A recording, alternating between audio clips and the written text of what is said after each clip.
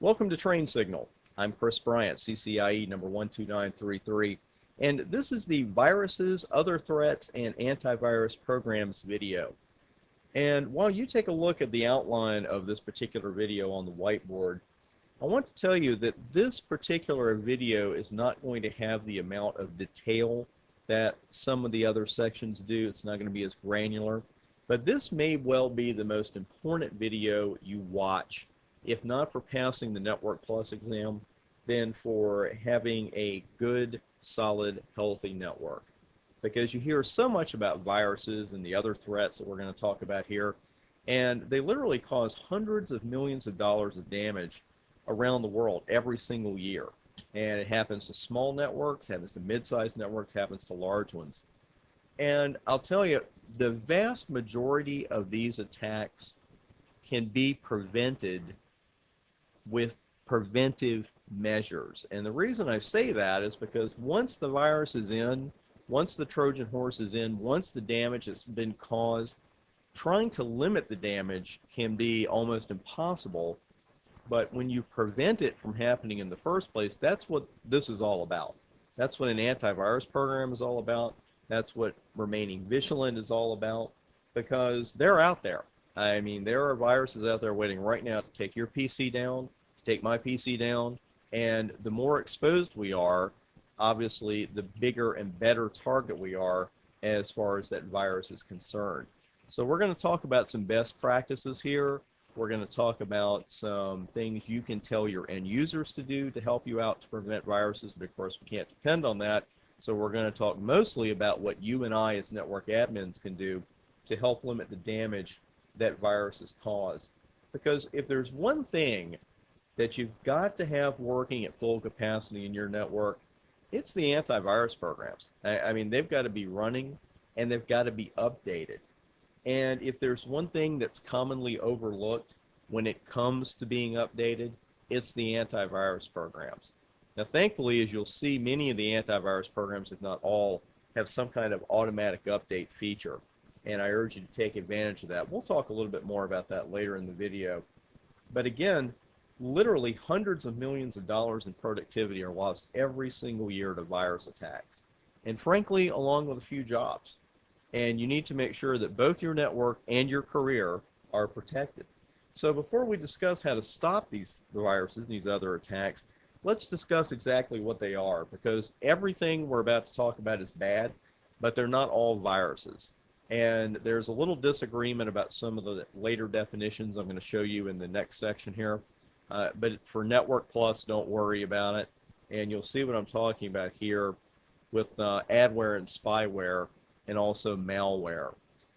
But first, we're going to talk about what a virus is to begin with. A virus is a program that gets on a computer without a user's knowledge and then performs a specified action that can range from mischief to outright destruction. And by mischief, I mean just simply displaying a message to you. Outright destruction, of course, means it trashed your files, it did something else, it erased your hard drive. And that's one newer term for this is malware. And malware is it's short for malicious software. And I put that there, and I put it in quotes because a lot of viruses are malware. And you may not even see the terms malware, adware, and spyware on your Network Plus exam, but I want you to know what they are. And when I mentioned that there was some disagreement as to the meanings, because they're blurred, the lines are blurred between malware, adware, and spyware. Don't worry about that. I just want you to know what these particular terms mean. When it comes to a worm, though, a worm is a type of virus, but it can spread without further user intervention. And there's one famous email program out there that I won't mention by name that's particularly vulnerable at one point to worms. And a worm gets in, and it goes to this email address book, and it spreads itself, basically sends itself to every address in your email address book, which makes you a lot of friends on top of having your hard drive trashed, perhaps. A Trojan horse is a program that looks innocent, but it's not. And in history, the Trojan horse was presented as a gift to the city of Troy by the Greeks. So why it's not called a Greek horse, I don't know. That's lost to history. But of course, if you're familiar with the story, the horse was a gift, and it was filled with Greek soldiers who attacked once the Trojan horse was taken into or inside the city's defenses. Well, that's really what a Trojan horse does today. It's a program installed by the user that may look legitimate and it may look perfectly innocent, but there's another program inside of it just waiting to attack the user's computer. And some free software out on the net has Trojan horse programs in it. I'm certainly not saying all of them do. That's not the case at all. But one classic way actually to get almost any of these, but especially a Trojan horse, is to download some free gaming software from a less than reputable company, some animated software you see today where they make the cursor into, a cartoon character, a smiley face, whatever you want. Again, I'm not saying those are all Trojan horses by any means, but I am saying that it's been known to get onto a laptop or a computer that way. And that also goes for adware. Adware displays advertisements after the install, and I mean a lot of ads.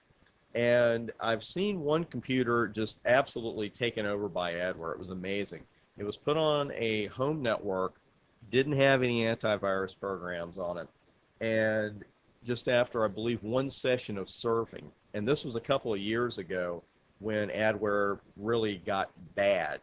I'm not saying it's not bad now, but it really got prevalent. And the adware got on the computer, and literally when we went in the next day to look at it, there must have been 200 pop-up ads on the PC. And it had to be wiped. I mean, the hard drive had to be erased, because what got bad is when adware first got big, people were buying programs off the net to remove adware, and these programs would get rid of somebody else's adware and put theirs on it. So it just got to be a vicious circle. And it's still a problem. It's not quite as prevalent as it was, but it is still a problem. And spyware is what we have to be particularly careful about, because this is software that can collect user input from a computer and send it over the internet. And that could be any list of information, say where you web serve, to actually capturing data that you input on your keyboard. And that includes credit card numbers. That includes your username and password. So these are the different terms you hear. Like I said, the line is kind of blurred between them, between malware, virus, adware, spyware. And don't worry about that for your exam, but I did want you to know exactly what these terms meant, because these are all programs and all attacks on our network that we've got to defend ourselves against. And it's a lot easier to defend ourselves against it before they get into the city, so to speak, than after they get in. One important part of our battle against these invaders is user education. I am not saying that user education is the way to prevent these things from happening, but it is a good idea to periodically remind your end users about some basic steps they can take to help prevent unleashing a virus on the network. A good email to the company, or just to one department one week, another department the next week, just as a reminder. It can't hurt. Let's put it that way. It's not going to be our number one defense, because we would rather stop these attackers before they get to the users, but user education never hurts. Some things that our end users should never do. They should never open an email attachment that is sent from outside the company. Hopefully, we're going to stop those attachments before they come in anyway. It's a good idea to set a firewall to strip an attachment, which we'll talk about here in a moment. And most companies do that now. I very rarely bump into a company or any organization that allows exe files to be sent into their network from outside, which is great. I'm glad to see that. One thing we really have to watch, though, is we don't want our end users downloading software and installing it without you, the network admin, knowing about it. And this is a line we have to walk, because we want our users to be able to use the internet. And in today's networks with a lot of web-based applications, it's really not practical to block users from internet access. And just being realistic, people are going to go to ESPN.com, or they're going to go to a poker site once in a while, that kind of thing. I mean, we've all done that on the job. Let's face it. But what we want to prevent is people downloading software from a site and installing it without their knowledge. Because while some of this software is going to be perfectly innocent, some of it is not. Some of it is going to be adware. Some of it's going to be spyware. And if someone downloads a program that has spyware in it, all of a sudden your company's password, your company's programs are compromised because the attacker has got a username and password. And if they just hang around for a while with the spyware, they'll see where your employee works, and they can just come back later, take over the PC, and log into sensitive applications and access top secret data. It's just that simple, and that's how it happens. So we really don't want them downloading software, period, and installing it without you knowing about it. And again, it tends to be some gaming sites. If you ever go to a site for lyrics for a song, they're really bad about it. I mean, you'll get 8 pop-ups, even with Google Pop-Up Killer, which I highly recommend. Boy, you'll still get some ads that come through, and all you got to do is download it and say, okay, yes, I agree to it. Because some of these software programs actually get you to agree to that they can put adware on your computer when you download it. And you know what that's like. You're downloading something, you're installing software, and you get that long thing, the terms of the agreement. Do you agree to this? Well, no one reads all that stuff. I know that's a flash for you. You thought you were the only person who didn't read them. Nobody reads that whole thing. Nobody. So sometimes you're actually agreeing, yes, I authorize you to come onto my laptop, and take a look around. But again, I know I'm hammering this point home, but this is the worst thing that a user can actually do, an end user on your network, is to download software off the net and install it. A close second, though, is to open email from someone they don't know, especially if the subject line contains misspellings, is suggestive, shall we say, or both. Because unfortunately, no spam filter is perfect. And I get a couple hundred emails a day, and some of it's going to be spam. And I've noticed that the new thing is to put these suggestive terms in there and just misspell them phonetically, so that when I read it, I mean, obviously I know what they're talking about, but they've got extra vowels in there or Z at the end. What they're trying to do, successfully in some cases, is fool the spam filter, because of course that's a never-ending battle. The spam filter people are always adding terms and adding definitions to prevent spam from getting through, and the people who send spam for a living are always trying to get around those rules. So that seems to be the new thing, that they will misspell these suggestive terms badly or phonetically, but obviously you still know what they are. So again, I would just make it a rule, if you look at that name and your end user doesn't recognize it, they shouldn't open it. They simply should not open it. Because what this is all about, as far as preventing them from opening attachments, preventing them from downloading software, and preventing them from opening email from people they don't know, it's all about stopping viruses before they enter the network. Because once it's launched on that PC, maybe your antivirus software can pick it off, maybe it can't, but we're just a lot better off stopping that enemy before it gets inside the gates. Because while we certainly should have an antivirus program on every server in the network, and there's no excuse not to in today's world, there's one network point, one point of communication with the outside world that we've got to be particularly sensitive to, because that's where most viruses and worms make their way into the network. And I'll just end the suspense right here as if there were any. It's the email server. The number one way that viruses and worms get into a network is in the two-way communication between an end user and that email server.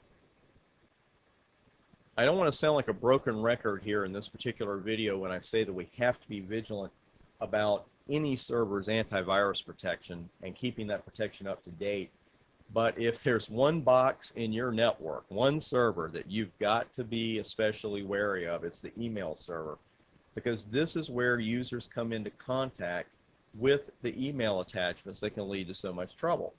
And when a host is receiving email from a server, the antivirus program on the client, on the host device, should scan that email before it even gets opened.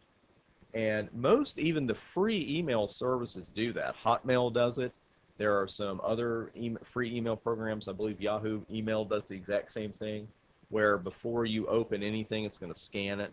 And if there's an attachment, it's going to scan it again and tell you, oh, it's okay, or, don't do this. But this is where we've got to be particularly careful, because attachments are a major source of viruses, and many networks now have a firewall that strips an attachment off before it even gets to the email server. And let's look at this one first. You can see there's an incoming mail with an attachment. The firewall will strip the attachment, and this particular one is letting the incoming mail come in. And this is a common way of handling it, but some firewalls today are so strict that even the incoming mail won't come in. It'll just drop any mail that comes in that has an attachment on it. And you could tie it down if the attachment is an exe file. You drop that one. Certainly you don't want anybody sending executable files into your network. But again, that's up to you, because the firewall will have its default settings, but you can tune it.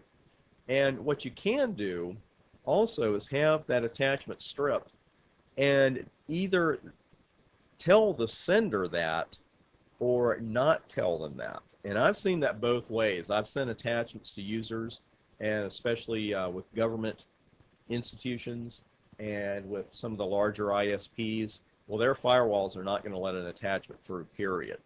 And that's actually good, but what they have then is the option of sending me an email and saying, hey, your mail went through, but we took the attachment off, or your mail was rejected because it had an attachment. But some firewalls don't even give the user, the sender, I should say, that much information, because I could be an attacker. I could be someone looking for vulnerabilities, and if I know that you're rejecting it, and then I could just move on, but you're not even going to give me that much information if you don't just send me anything. So the firewall could just say, okay, we're dropping this mail, and we're not going to notify, Chris Bryant that he tried to send a mail in here and we didn't deliver it, and here's why. So actually, I prefer to have the attachment stripped and not inform the sender, because then if you were really expecting an attachment, you could call them and say, hey, I didn't get such and such, it must have been the firewall, we've got to make other arrangements for me to get it. But the less information you give to a potential attacker, the better off you are. Also, with the firewalls, technically a text file that has the extension TXT cannot be infected with a virus, because there's not enough there. It's just a text file. But some virus creators love to send text files as attachments, because there really aren't text files. They're a script that they have disguised as a text file. And boy, those scripts that come through, they can really wreak havoc on your machine very quickly. The bottom line, at the end of the day, the bottom line is every email attachment is a virus threat. If I had to pick one attachment type to let through, I would let it be a TXT file. But personally, I don't like to let any of them through, if it's at all practical. It also depends on what your company does. If they are working with a lot of people who have to send attachments, you always have to adapt to your users' needs, but you don't want to adapt to the user's needs to the point of making your network an easy target. I'm going to give you some tips here about choosing and configuring an antivirus program, and I probably will mention one or two antivirus companies by name. I do want to mention these are not paid endorsements in any way, anything like that at all. I just simply want to mention a couple of these, so if you happen to be running them, I'll give you something to look for. I have one of the antivirus programs that I'm going to mention running on the PC that I'm creating this course on. And one thing you don't want to do, you can't actually have too much as far as antivirus goes. If you have two antivirus programs running on the same machine, they really tend to fight each other. So I can't show you both of them, but I'm going to show you one. And whichever one you choose, I strongly recommend you choose an antivirus program that offers automatic updates. And by that I mean that it is in contact with the vendor's servers, and when there is a change, when there's a new virus definition, which we're going to talk about in a minute, it will download it automatically and apply it to your PC. Now, if you're like me, maybe you don't like that idea. You want to do it manually. You don't want Windows or any other company, running software updates without your intervention. But with antivirus programs, I would strongly recommend that you go with automatic updates. If you rely on manual updates, that is relying on you or someone else remembering to go out to the website, to the vendor site, and check for updates yourself, and then have someone download them and then apply them, instead of just having them automatically downloaded when new ones are available. Listen, we're all human beings here. We're all busy. I can practically guarantee that one day you're going to forget to do so. There's nothing, it's just being human. You're going to forget to do so. This can be a fatal mistake for your network and your career, because I'm going to tell you point blank why this is so important.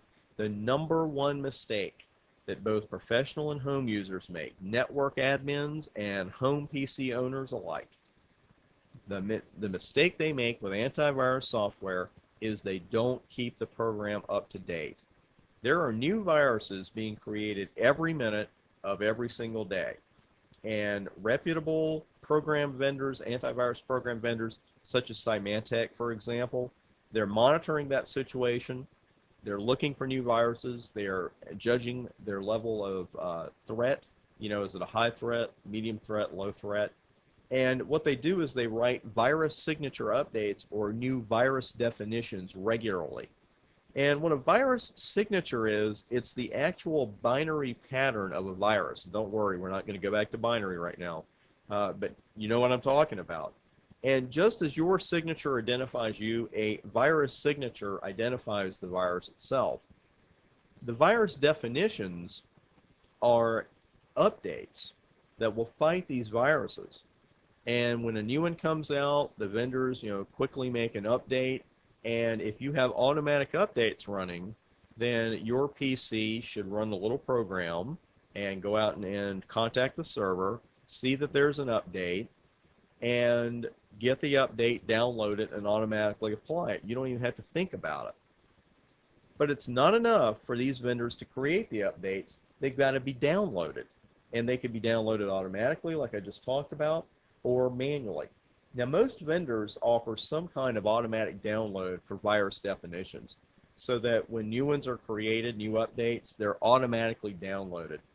For example, Symantec, they have a program called Live Update, and it will download new virus definitions to their popular Norton antivirus program when new ones are available.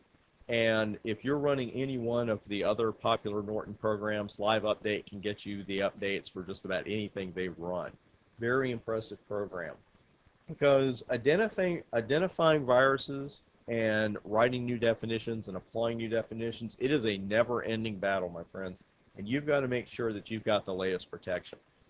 Now, to show you also, you can also see this when you're actually installing it. And here I'm installing a program, another popular antivirus program, Kaspersky Antivirus. And what I did here is just started the install here on this particular PC. And now they'll even prompt you during the install, how do you want to handle the updates? Do you want them put automatically? Do you want them to be updated every day or manually? And it's amazing, you think, well, automatically or every one day. Wouldn't every one day be better? No. Actually, Kaspersky will update several times a day.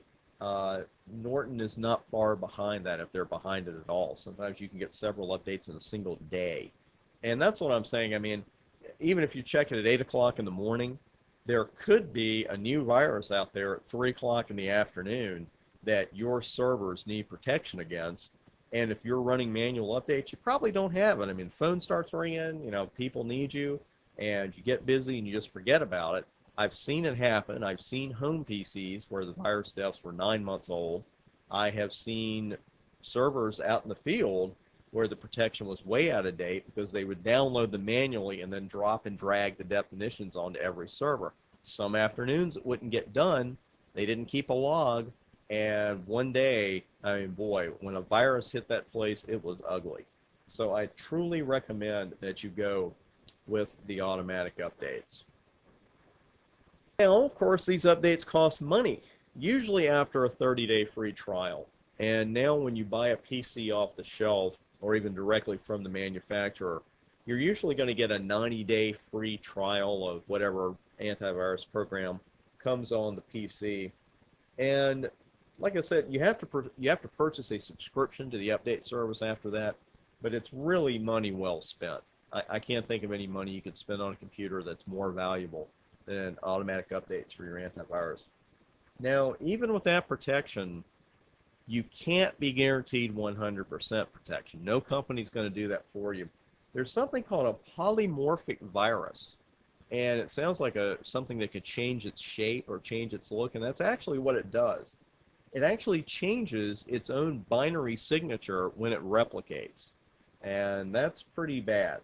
It does make it more difficult for an antivirus program to identify and eliminate them, but the one virus that you have no protection against is the unknown. And why would a virus be unknown to your servers? Because the definitions are out of date. So I'm going to stop hitting you over the head with that hammer right now. But I just want to tell you, I can't really tell you how important this is, because I'm just stunned when I walk into places and see that they've got, their definitions are 30 days out of date. 30 days can be a lot when you're talking about antivirus definitions. Just another key before we move on here, and I'm getting away from automatic updates, I promise. Don't be lulled into a false sense of security by seeing that your servers have the latest updates, because you know what else you need? The workstations. And that can be the hardest thing to keep up with. And if you got automatic updates running, that should work fine, but the key word there is should. And you can't go to every workstation every single day in your building and check the date on the antivirus definition. I understand that. And the Network Plus exam understands that. What I recommend you do really, though, is just check 2 separate PCs on your network a day. Only takes a few minutes, and you could be walking through a building and see that someone has stepped away from their PC and just walk right up to it and check the antivirus definition dates. If you see one PC on your network with outdated definitions, there's a good chance that you have other PCs on the network that have the exact same problem. And believe me, as I said earlier, that's one problem you want to fix right now. If you have to choose, and we talked about in the backups video, we talked about sometimes that time is a limiting factor in what files you back up and how often you back them up. And if time gets to be a factor, here's a little pecking order in the way that you should scan files and the ones that maybe you can get away with not scanning, even though I don't even like to say that out loud. When you configure the antivirus software, as I noted, we talked about during the install, they give you the option of saying how you want to handle the updates. And after you install it, make sure that you schedule regular scans, because in most programs, that is not going to be a default setting. And you can set them, what I like to do, especially, my home PCs and my PCs here in my office and my studio, I just have them run at 1 o'clock in the morning. And the PCs are going to be on, and the virus software works, scans everything by the time we get in the next day, and you've got that nice screen on your screen, that nice output that says, hey, we didn't find anything, everything was scanned. I don't leave anything out of a virus scan. I don't really like to do that, but if I had to, the first thing I would do is scan every single executable file. .com, .exe, .ocx, .dll. You always scan executable files, period. These are the primary carriers and the primary targets of viruses. And I'm not picking on Microsoft here in any way, shape, or form, but I do want to mention that I really like to scan a host's Word documents as well, because really those files are passed from user to user to user more often than any other file type. So I like to make sure that the MS Word documents on any of my servers are scanned nightly. If you have to leave a file type out, you can leave out your TXT files. These can't be infected officially, and like I said, you can have a script that is disguised as a TXT file. I don't think time is going to be so much of the essence that you can't take an extra few seconds and scan the text files, but if you have to leave something out officially, you could do that. Now we're going to come to the number one hole that network admins like you and I leave. We can't put everything on the end users. On occasion, and I have seen this too, fortunately I've never been the party responsible, but I have seen it happen, where a network admin leaves a great big hole in the wall for a virus to come walking through, and you know what? It did. And it brought down an entire network. It literally took days to rebuild every single server. Now, you may be wondering, you got to be thinking at this point, what in the world happened? What in the world happened? It didn't have anything to do with automatic updates. The servers were updated, absolutely had the latest definitions. Everything looked good. And you know what happened? One day a network admin turned the antivirus protection off and didn't turn it back on. That's the screaming you see at the at the end of the screen. And I chuckle a little at that now, years later. But I'm telling you, this happens more often than you think. And it doesn't just happen with a user's laptop or a home PC. It happens with servers. And it happens with user PCs at an office. Because when would we turn off antivirus protection? If you've worked around networks for a while, if you haven't, no big deal. But if you have, the number one time that you're going to turn it off is when you're installing software. And that does conflict. If you're trying to do an install of new software onto a device that's running antivirus, it can actually disrupt the install. It's not going to work correctly. Most software programs now, if not all, what you've probably seen the message before, you put the CD in and it comes up and it says, please exit all other programs before continuing with this install. It may also give you a message, you should disable antivirus before you install this. Now, I don't see that one as often unless it's on malware. And I'm not saying that that's the only case. I know reputable vendors who still have the message, turn the antivirus off while you're doing the software install. The first question you better ask yourself is, who's asking you to turn this off? Is it a reputable vendor? A major vendor? Is it a company you never heard of? Is it, a company that's got some free software out there that you're downloading? Well, you really need to consider that question. It's very important, because if you allow a vendor's software to turn your AV off or ask you to do it and you do it, you have just handed the keys to the kingdom to that vendor. And they better be trustworthy. They better be trustworthy, because you know what it could be? It could be malware. It could be a virus, the program itself. And you could download it and then fire it up, start installing it. It comes up and says, hey, turn the antivirus off. Well, then you do it, and then what protection do you have? None. So you better be really careful with that. You should always scan a downloaded software file anyway before you even begin an install. And you just save it to the desktop or to the My Documents folder, wherever you want to put it, but always scan it. Don't forget that you can do a manual scan anytime you get ready with any software program, and all you have to do is drive to it, you open the application up, say scan now, and you choose, and you just choose that one particular file. Always scan downloaded software. And boy, when you turn it off, and you've installed the software you wanted to install, and you're ready to go home, turn the antivirus back on. And it's really easy to forget, because again, frankly, we get busy in this business. We get very busy. We get phone calls all the time, and everything is an emergency. You and I both know that. Everything is an emergency in networking, and can you come and do this right now, et cetera, et cetera. And you get busy, and you're installing software, and you're watching, the bars go across. When you're done, and after you have finished the install, always make sure you turn it back on, because that's what happened in the situation I was mentioning a few minutes ago. An infection occurred because the network admin turned the antivirus off to install a program, and this was made by a reputable vendor. It wasn't the vendor's fault. But the vendor did say for you to put this on, and of all things, it was the email server. for you to install this update, you must disable the antivirus. And he did, and he turned it off, and he let the install run, the update run, and just never turned it back on. And the next morning, that server was gone. I mean, that worm was all over the place, and it infected the network, and it infected other servers. It was just a real mess.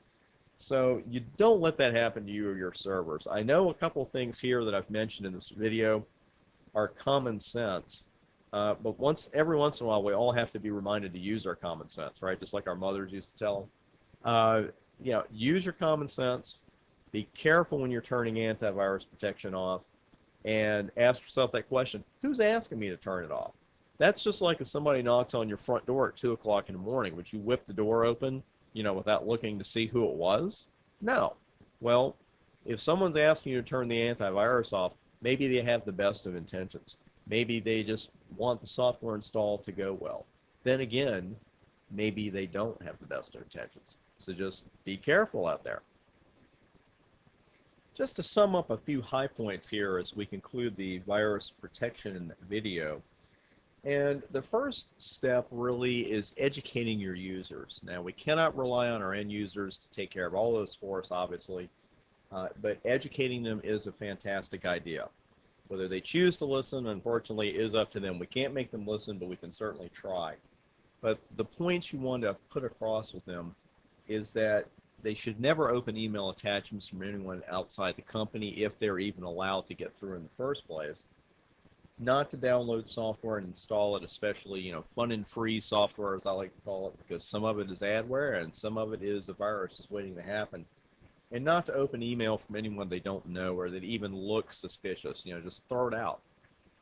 What we really want to do, though, is stop those potential viruses and those other attacks we talked about before they come into the network. And the main point of access there is the email server. We could have our firewalls strip attachments to begin with before they even get to the email server. We could notify the sender that the attachment was stripped off. We could not notify it, the sender. That's up to us. If we have to choose between what files to scan and what not to scan, I would always scan exe files first and txt or text files last. And we're always wanting to ensure that our virus definitions are up to date. I know I hammered away at automatic updates there, and there may be a few of you out there who just don't like the idea. If you want to do it manually, that's really up to you, but one way or the other, you've got to make sure that gets done. And finally, when you turn that antivirus off for any reason, software install, whatever you got to do, make sure you turn it back on. Just that simple. So again, a lot of common sense here in this video, not a lot of complex material. But again, sometimes we just have to be reminded about some common sense procedures. So put these into action in your network and on the Network Plus exam as applicable, and I think you'll be really pleased with the results. And I will see you on the next video.